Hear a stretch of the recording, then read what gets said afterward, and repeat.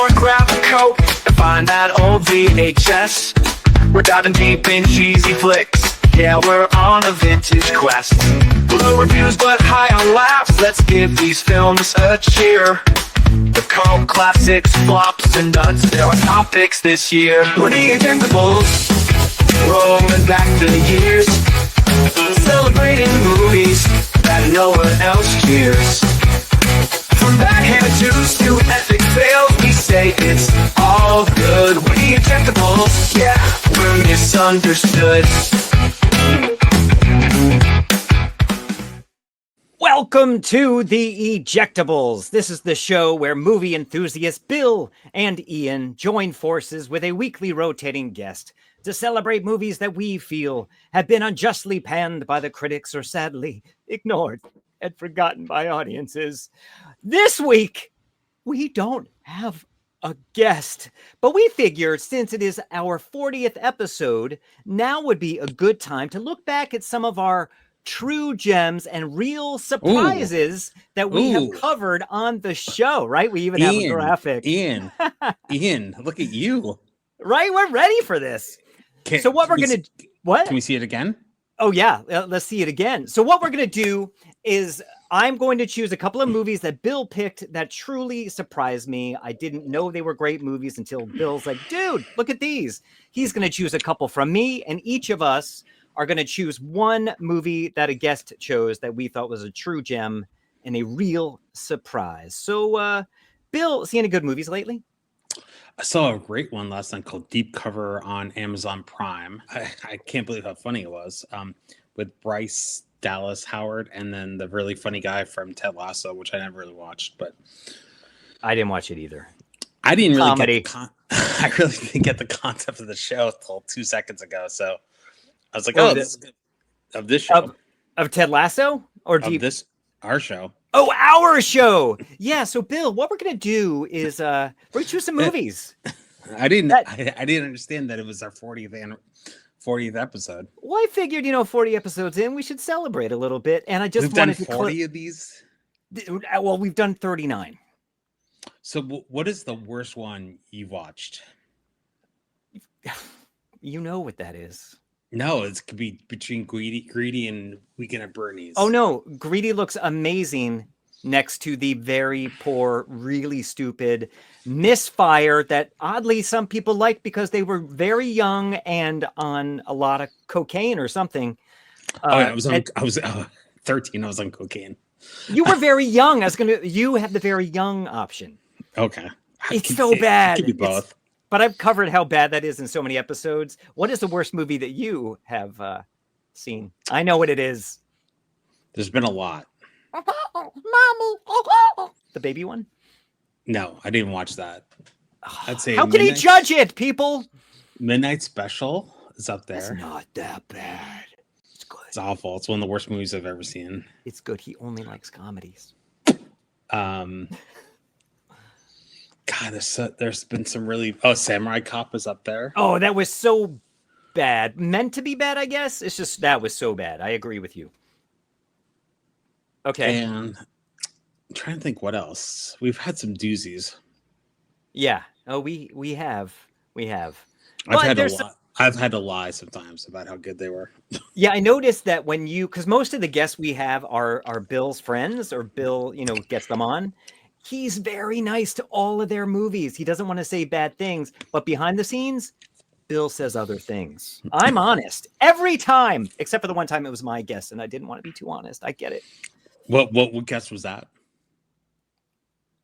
It was, Jody, I really like you, but I don't love Night and Day. I don't think it's... that's a great movie. I don't think it's bad. I just think it's I'm middle not of the frozen, road. Jody. Yeah, we can actually hear him and see him. I know. This beautiful face. Did you see 28 Years Later? This week. I heard you don't have to watch the other two. So I think it would help to see the first one. Second one doesn't count, but go in knowing that this is the first of a new trilogy. I think it makes you enjoy it more. Okay. Especially the end. No spoilers. And then what was There've been some guests that have been a pain in the ass to get, and then they end up being really good guests. I'm not going to mention who, but I have new. Oh yeah, no, I'm kidding. The bigger the pain in the ass, the better the guest. I haven't. I mean, because you've again chosen most of the people. I have not experienced this. Yeah, my guests are all very simple and kind and very generous with their time and very intelligent and have great choices. Even your guest for Stump the Bill, Sean, he's going to be on Stump the Bill. Just easy peasy. It's crazy. Yeah, he's a great guy. Everyone he did the show to, he chose Flash Gordon when he was on. Yeah, no, just really good people. I'd angered towards Flash Gordon, and then I just stepped in for the ride.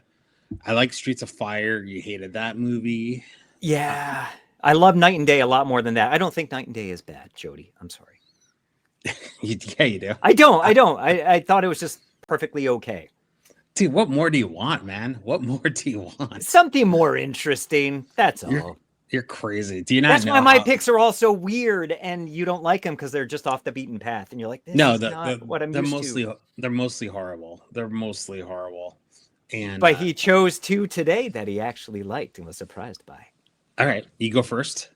Should I? Okay. Yeah. So again, we are doing the True Gems and Real Surprises on our 40th episode. So my first pick is a film that Bill, you chose several months back.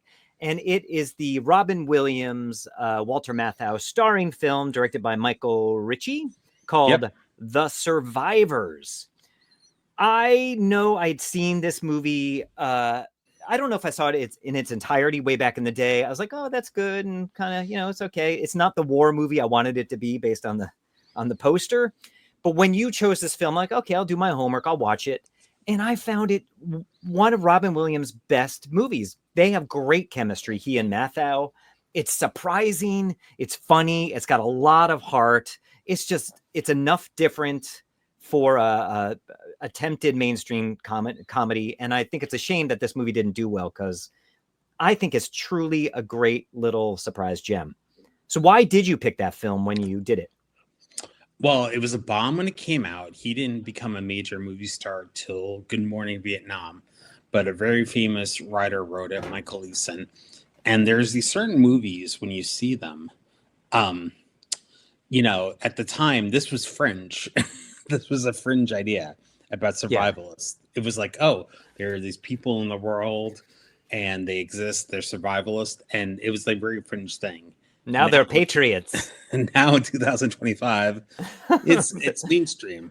Kind of like when I saw Arlington Road, I was like, who's ever gonna bomb a building? Like, come on, this is ridiculous. Yeah. And so it's very prescient. And so it was ahead of its time. Not the broad comedy that it was. I know Robin tries to make it broad. Walter Matthau is really amazing. He grounds it. Yeah. Yeah. I love the grayness of it. I love the working class aspect of it. Total bomb. Everyone thought it'd be like a really silly comedy, and it's more than that. So highly recommend it. Well, thank you for making that pick. And it's a movie I want to share with other people. And I do recommend that everyone goes out and seeks this film because it is definitely worth a watch. I can't believe you got a tattoo of The Survivors. I know. I would show everyone, but it's in my inner lower, my thigh, which is that's episode 41. Yeah, we'll do that. So Bill, what is your true gem and real surprise that you chose of mine? Okay, so it's a movie called Brigsby Bear. Oh, I love that movie. So Ian's picks are pretty awful. And surprising, he means. Off the beaten path. And right away I go, there's something to it. It's so well shot. This person never directed a movie before. It's so well done. I know Kyle Mooney's a pretty funny guy. He was on SNL, but it's wholly original. I think it was ahead of its time. I don't know if it will stand the test of time. I feel like it's kind of fallen by the wayside. Yeah. But and I'm a little dubious of Mark Hamill. I think he's a little nutty. Oh, well, I like him. I think he's a little nutty. I think that he had a really bad accident. The marbles in his head got shooken up, but he's a really nice guy. But I was really surprised. I remember, I've suffered through so many Ian's horrible picks that this was a pleasant surprise. You're gonna make me cry. and it's wholly original. Not super funny, but you just can't deny how original. Like the true test of time, the only thing that makes a movie a success is time, and that's a John Landis quote. And so, if we can say, hey, 15 years ago, there was this crazy movie about a guy that was kidnapped by these people, and the only source of enjoyment he had was these VHS tapes. Be like, oh, that's Brigsby Bear. So the fact that we're still talking about it 15 years later is a true testament to its originality and how well it performs as a movie. I love this movie. It's a movie I wanted to see after seeing the trailer. I'm like, oh, that looks weird. Might be a little too bizarro, but it's actually, you say it's wholly original, which I agree with the general concept, but I think the structure is oddly somewhat predictable in a comforting way. I didn't find it Not predictable at all. Every time they were going to try to make it, dude, the fact they capitulate and they go into his delusions is just, it's amazing. It's got so much heart. Kyle Mooney playing the childish adult.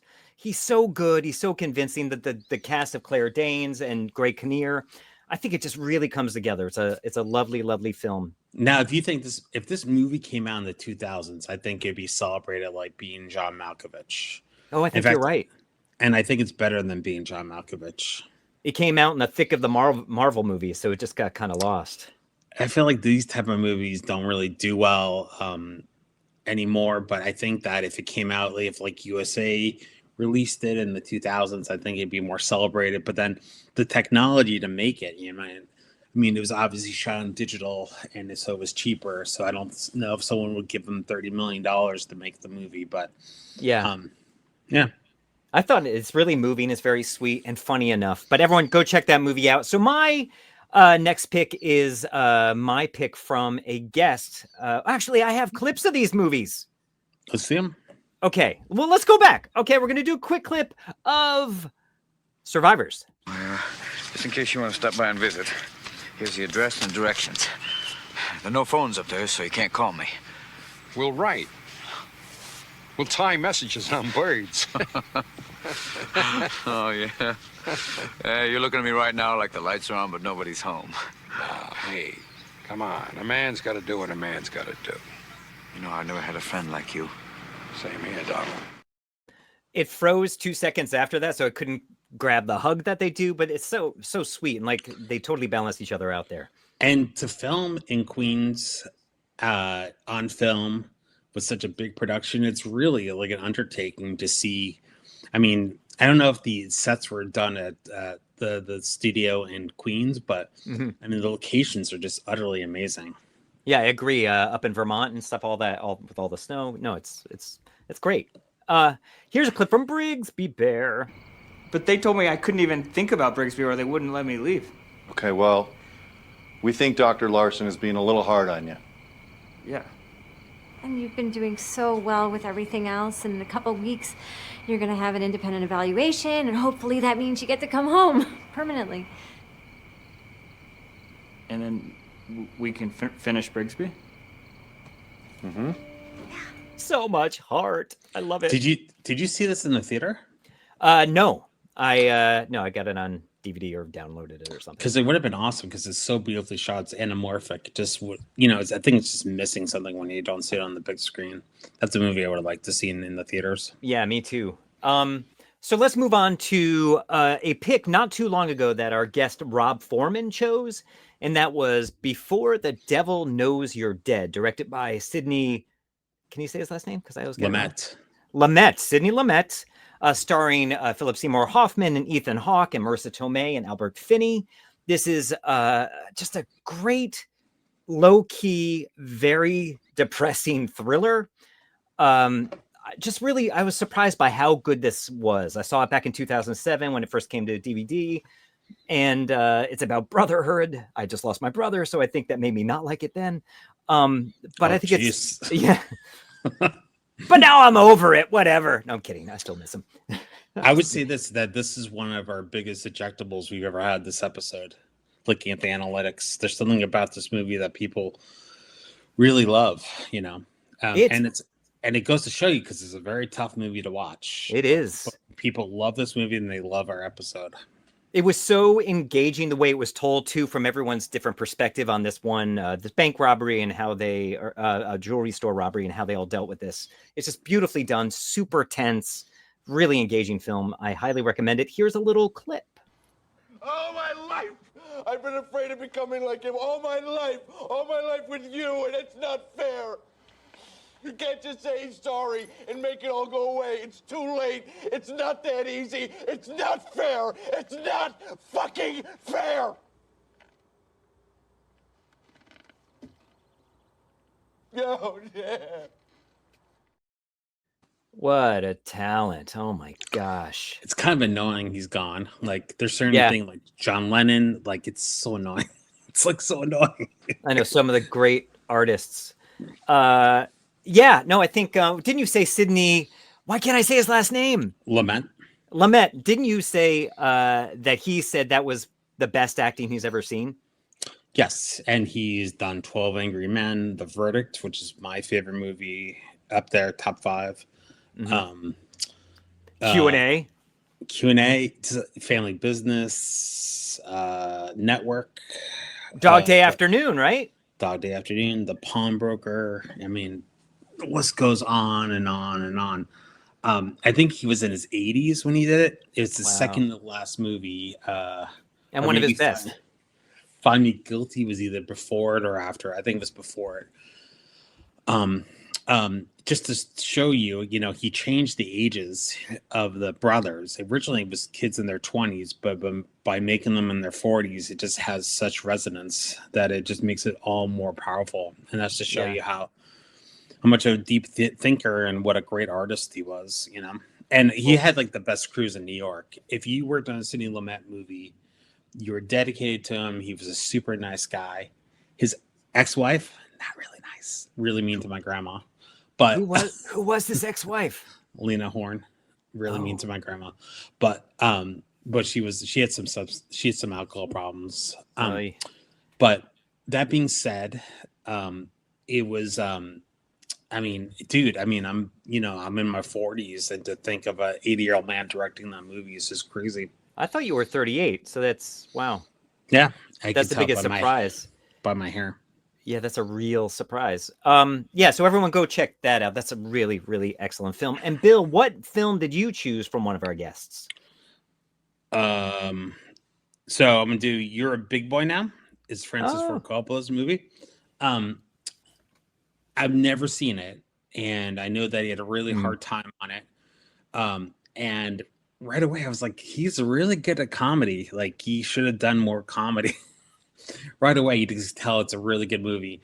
The crazy backstory about the guy that stars in it is even more crazy. How he tried to, he was involved in fraud with his family and stuff like that. Did we discuss that? I don't remember. Yeah, it's crazy. So I think he might have gotten fired from it. It's his second movie. He did The Rain People before. Okay. And this was his second movie, and I think he was rewriting Patton. It's a very dark comedy. It's so well done. It's kind of like Where's Papa, a movie that Ian would hate, but I love. Written by the guy that wrote Weekend at Bernie's and directed by Carl Reiner. This is up there. Our guest Adam picked it. It was very hard to get. We had to buy the DVD from Amazon, but it's a perfect time capsule, and it's just crazy. It's crazy that Coppola was so adept at comedy. Even the link I had for it disappeared, so I had to grab just a piece of the trailer. Let's look at that. Yeah. Here's a piece of the trailer. This is a boy. His name is Bernard. He has a mommy, a daddy, a doggy, and contact lenses. You might say he has everything a boy needs to be happy. But Bernard is not happy. Why? It's very simple. He doesn't want to be a boy anymore. What he really wants to be is a big boy. Grown up. A man among men. Among women. So one day, while roller skating around the public library, Bernard decided to make the big move. Leave home and make out on his own. Don't eat too much. Don't stay out late. Don't go to suspicious places or play cards. And stay away from girls. But most of all, Bernard, try to be happy. That trailer does not do the movie justice. It looks like Freaky Friday from the 70s or something. It's they ruined the whole movie.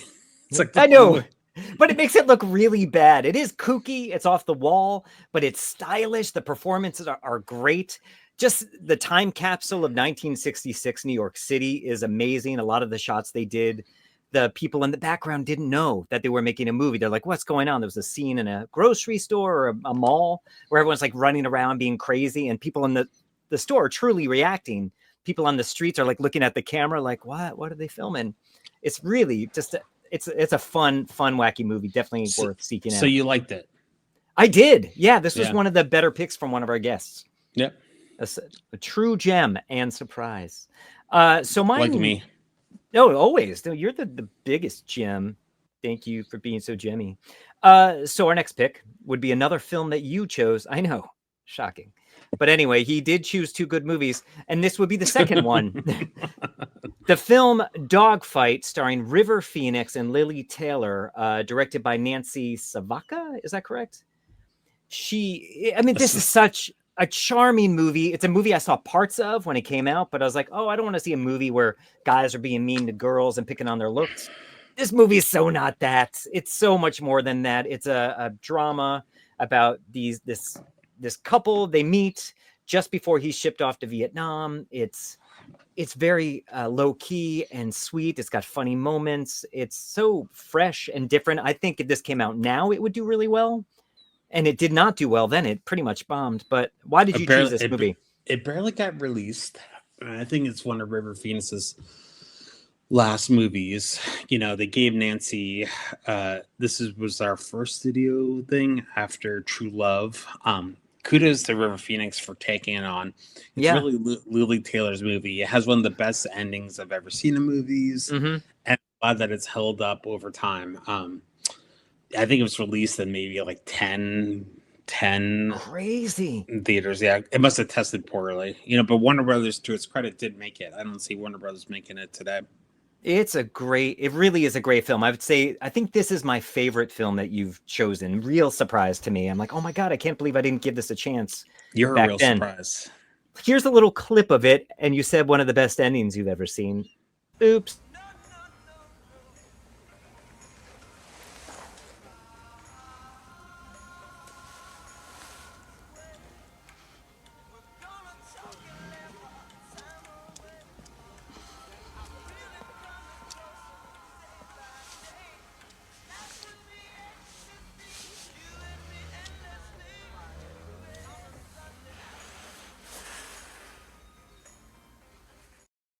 Those performances. It's kind of annoying he's gone as well. I know. Like you said, though, this is her movie. I've never seen her this amazing. Or she hasn't been. I'm sorry. She was great in Mystic Pizza. And she was great in Say Anything, Oh, I forgot she was in that. I've never seen all of Mystic Pizza. Don't you live in Connecticut? I do. I've been to the pizza place. Is it good? It's fine. It's just ordinary pizza. I mean, unless they want to advertise, then it's the best pizza we've ever had. That's Ray's Pizza. Is that Roy's Pizza? Where's that? New York, remember? Everywhere is Ray's Original Pizza. Oh, Ray's. I thought you said Roy's. I'm like, where's that? But we have New Haven Pizza. That's like a big thing. Yes, so I can't wait to try it. So definitely check out Dogfight. Really one of the finest films of the 1990s. And I think it doesn't feel dated at all. It's such a great film. Bill, what is your last pick of a film that I chose? So I've been through the mill with your picks, and I just expect the worst.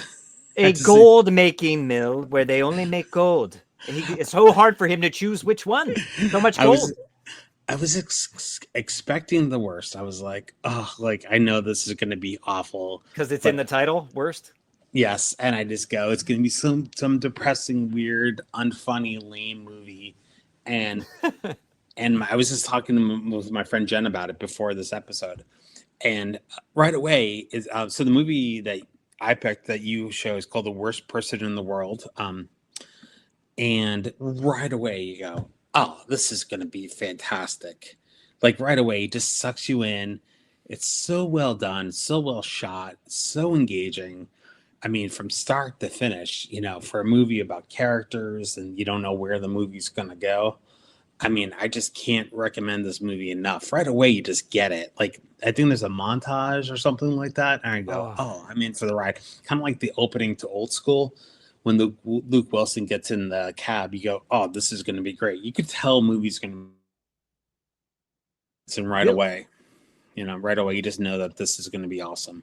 This is one of the best film. I would say it's one of my favorite films. Definitely one of the best films I've seen in the last 20 years. This movie got great reviews. It went to Cannes. It won a lot of awards. It is so fresh and so beautiful. It's moving. It is funny. Here's a little clip.